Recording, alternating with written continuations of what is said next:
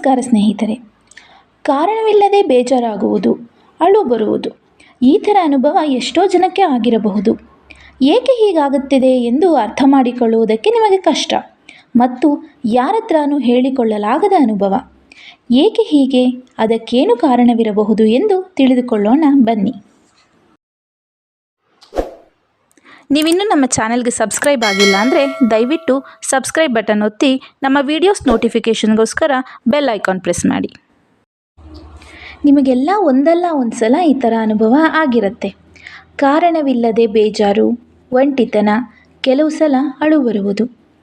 ಬೇಜಾರು ಎನ್ನುವುದು ನಮ್ಮ ಎಷ್ಟೋ ಭಾವನೆಗಳಲ್ಲೊಂದು. ಆದರೆ ನಾವು ಅದಕ್ಕೆ ಇಂಪಾರ್ಟೆನ್ಸ್ ಕೊಡುವುದಿಲ್ಲ, ಇಗ್ನೋರ್ ಮಾಡಿಬಿಡ್ತೀವಿ.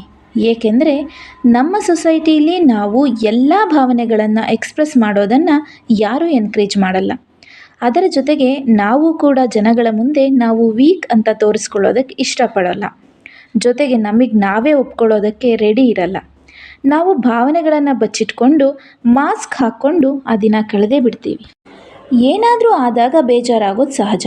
ಆದರೆ ಏನೂ ಕಾರಣವಿಲ್ಲದೆ ಏಕೆ ಬೇಜಾರಾಗುತ್ತದೆ? ಇದಕ್ಕೆ ಎಷ್ಟೋ ಕಾರಣಗಳಿವೆ.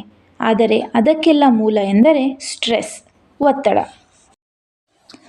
ಮೊದಲನೇ ಮತ್ತು ಸಹಜವಾದ ಕಾರಣವೆಂದರೆ ಒತ್ತಡ.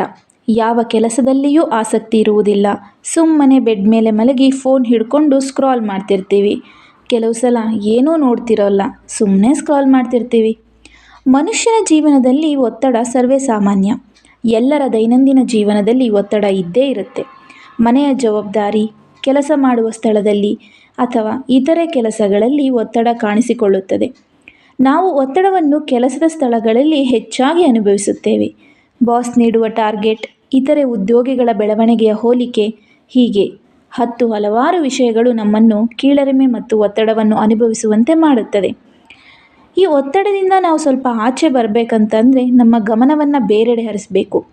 ನಮಗೆ ಇಷ್ಟವಾದ ಕೆಲಸ ಮಾಡುವುದರಲ್ಲಿ, ವಿಡಿಯೋ ಗೇಮ್ಸ್ ಆಡುವುದರಲ್ಲಿ ಅಥವಾ ಲಾಂಗ್ ವಾಕ್ ಹೋಗುವುದರಲ್ಲಿ, ಎಕ್ಸಸೈಸ್ ಮಾಡುವುದರಲ್ಲಿ ನಮ್ಮ ಗಮನವನ್ನು ಬೇರೆಡೆ ಹರಿಸಿದರೆ ನಮ್ಮ ಒತ್ತಡ ಸ್ವಲ್ಪ ಕಡಿಮೆಯಾಗುತ್ತದೆ. ಇನ್ನು ಎರಡನೆಯ ಕಾರಣಕ್ಕೆ ಹೋಗುವುದಾದರೆ ಪೂರೈಸುವಿಕೆಯ ಕೊರತೆ ಮತ್ತು ಅತೃಪ್ತಿ, lack of fulfilment and satisfaction. ನೀವು ನೋಡಬಹುದು, ನಮ್ಮ ಜೀವನದಲ್ಲಿ ನಾವು ಎಷ್ಟೋ ಸಲ ತುಂಬ ಎಫರ್ಟ್ ಹಾಕಿ ಕೆಲಸ ಮಾಡ್ತಿರ್ತೀವಿ. ಯಾವಾಗಲೂ ಒಳ್ಳೆಯದನ್ನೇ ಮಾಡ್ತಿರ್ತೀವಿ, ಒಳ್ಳೆಯದನ್ನೇ ಬಯಸ್ತಿರ್ತೀವಿ. ಆದರೆ ನಮ್ಮ ಎಫರ್ಟ್ಗೆ, ನಮ್ಮ ಕೆಲಸಕ್ಕೆ, ನಮ್ಮ ಒಳ್ಳೆಯತನಕ್ಕೆ ನಾವು ಅಂದುಕೊಂಡಷ್ಟು ಪ್ರತಿಫಲ ಸಿಗದೇ ಇರುವುದು. ಉದಾಹರಣೆಗೆ, ನೀವು ಎಷ್ಟು ಅರ್ಹತೆ ಇರುತ್ತೋ ನಿಮಗೆ, ನೀವೇನು ಅಂದ್ಕೊಳ್ತೀರೋ ಅಷ್ಟು ದುಡಿಯೋದಕ್ಕೆ ಸಾಧ್ಯವಾಗದಿದ್ದಾಗ, ನಿಮ್ಮ ಸುತ್ತಮುತ್ತಲಿನವರು ಇರುವ ಹಾಗೆ ನಿಮಗಿರೋದಕ್ಕೆ ಆಗದೇ ಇದ್ದಾಗ. ಹೇಗೆ ಅಂದರೆ, ಈಗ ನಿಮಗೆ 20 ವರ್ಷದವರಿದ್ದಾಗ ನೀವು ನಿಮ್ಮ ಬಾಲ್ಯನ ತುಂಬ ಮಿಸ್ ಮಾಡ್ಕೋತೀರಿ. ಅದೇ 30 ವರ್ಷಕ್ಕೆ ಹೋದಾಗ ಕೆಲಸದಲ್ಲಿ ತುಂಬ ಬ್ಯುಸಿಯಾಗಿ ಮದುವೆ ಆಗದೇ ಇದ್ದಾಗ ನಿಮ್ಮ ಫ್ರೆಂಡ್ಸಿಗೆಲ್ಲ ಮದುವೆ ಆಗಿರುತ್ತೆ. ನನಗೆ ಮದುವೆ ಆಗಿಲ್ವಲ್ಲ ಅಂತ ಒಂದು ಕೊರಗಿರುತ್ತೆ ನಿಮಗೆ. ಇನ್ನು ಕೆಲವರಿಗೆ ಎಲ್ಲ ಸರಿಯಾಗಿ ಜೀವನ ಸಲೀಸಾಗಿ ನಡೀತಿರುತ್ತೆ. ಆದರೆ ಅವ್ರ ತಲೆಗೆ ಒಂದಷ್ಟು ಪ್ರಶ್ನೆಗಳು ಬರಬಹುದು. ನನ್ನ ಜೀವನ ಸರಿಯಾಗಿದೆಯೇ? ನನ್ನ ಜೀವನಕ್ಕೆ ಅರ್ಥ ಇದೆಯೇ? ನಾನು ಸರಿಯಾದ ದಾರಿಯಲ್ಲಿ ನಡೀತಿದ್ದೀನಾ? ಈ ಥರ ಪ್ರಶ್ನೆಗಳು. ಈ ತರಹದ ನಮ್ಮ ಎಲ್ಲ ಭಾವನೆಗಳನ್ನು ನಾವು ಬಚ್ಚಿಡಲು ಪ್ರಯತ್ನಿಸ್ತಿರ್ತೀವಿ. ಆದರೆ ಒಳಗೊಳಗೆ ಅವು ನಮ್ಮನ್ನು ಕಾಡ್ತಿರ್ತವೆ. ಸೈಕಾಲಜಿ ಪ್ರಕಾರ ನಮ್ಮ ಮೂಡ್ ನಮಗೆ ಏನಾಗುತ್ತಿದೆ ಅನ್ನೋದ್ರ ಪ್ರಕಾರ ಮಾತ್ರ ಕೆಲಸ ಮಾಡೋಲ್ಲ. ನಾವು ಜೀವನವನ್ನು ಹೇಗೆ ನೋಡ್ತೀವಿ, ಹೇಗೆ ಅರ್ಥೈಸ್ಕೊಳ್ತೀವಿ ಅನ್ನೋದ್ರ ಮೇಲೂ ನಮ್ಮ ಮೂಡ್ ಕೆಲಸ ಮಾಡುತ್ತೆ. ಇನ್ನು ನಮ್ಮ ಮುಂದಿನ ಕಾರಣ ಒಂಟಿತನ ಮತ್ತು ಅರ್ಥ ಮಾಡಿಕೊಳ್ಳುವವರು ಇಲ್ಲದಿರುವುದು, loneliness and lack of understanding. ಯಾರೋ ಒಬ್ಬರು ನಮ್ಮನ್ನು ಎಷ್ಟು ಪ್ರೀತಿಸ್ತಾರೆ ಅನ್ನೋದಕ್ಕಿಂತ ಹೆಚ್ಚಾಗಿ ಎಷ್ಟು ಅರ್ಥ ಮಾಡ್ಕೋತಾರೆ ಅನ್ನೋದು ಇಂಪಾರ್ಟೆಂಟ್ ಆಗಿರುತ್ತೆ. ನಿಮ್ಮನ್ನು ಯಾರು ನಿಜವಾಗಿಯೂ ಅರ್ಥ ಮಾಡ್ಕೋತಾರೋ ಅವ್ರ ಜೊತೆ ಒಂದು ಡೀಪ್ ಕನೆಕ್ಷನ್ ಆಗಿಬಿಡತ್ತೆ. ಅಂಥವ್ರು ಇಲ್ಲದೇ ಇದ್ದಾಗ, ಅಥವಾ ನಿಮ್ಮ ಸುತ್ತಮುತ್ತ ಇರೋರು ಕೆಟ್ಟವರಾಗಿದ್ದು ಅದು ನಿಮಗೆ ಗೊತ್ತಿಲ್ಲದೆ ನಿಮ್ಮ ಒಳ ಮನಸ್ಸಿಗೆ ಅನ್ನಿಸ್ತಿರತ್ತೆ. ಇದನ್ನು ನ್ಯೂರೋ ಸೈನ್ಸ್ ಪ್ರಕಾರ ಹೇಳೋಕ್ಕೆ ಹೋದರೆ ಚೈಲ್ಡ್ಹುಡ್ ಟ್ರಾಮಾ ಅಥವಾ ಬಾಲ್ಯದ ಆಘಾತ ಅಂತ ಹೇಳ್ತಾರೆ. ಅಂದರೆ ಚಿಕ್ಕ ವಯಸ್ಸಿನಲ್ಲಿ ಆದಂತಹ ನಿಂದನೆ, ಬಡತನ ಅಥವಾ ತಂದೆ ತಾಯಿ ಕಳೆದುಕೊಳ್ಳೋದು, ಇವುಗಳಿಂದ ಆ ಎಮೋಷನ್ಸ್ ಕಂಟ್ರೋಲ್ ಮಾಡೋಕ್ಕಾಗಲ್ಲ. ಆದರೆ ಬೆಳೀತಾ ಬೆಳೀತಾ ಅವ್ರಿಗೆ ಏನಾಗಿತ್ತು ಅನ್ನೋದು ಮರೆತು ಹೋಗಿರುತ್ತೆ. ಆದರೆ ಆ ಬಾಲ್ಯದ ಎಮೋಷನ್ ಅಥವಾ ಫೀಲ್ ಹಾಗೇ ಇರುತ್ತೆ. ಏಕೆಂದರೆ ನ್ಯೂರೋ ಟ್ರಾನ್ಸ್ಮಿಟರ್ಗಳು ಬ್ರೈನ್ಗೆ ಕೆಮಿಕಲ್ ಮೆಸೆಂಜರ್ಸ್ ಆಗಿರ್ತವೆ. ಅವು ನಮ್ಮ ಮೂಡ್ನ ರೆಗ್ಯುಲೇಟ್ ಮಾಡುತ್ತವೆ. ಅವುಗಳ ಸಮತೋಲನ ಕಳೆದುಕೊಂಡಾಗ ನಮ್ಮ ಬ್ರೈನ್ ಹಳೆಯದ್ದನ್ನು ನೆನಪು ಮಾಡಿಕೊಡುತ್ತದೆ. ನಮ್ಮ ಕಾರಣವಿಲ್ಲದ ಬೇಜಾರಿಗೆ ಕಾರಣವಾಗುತ್ತದೆ.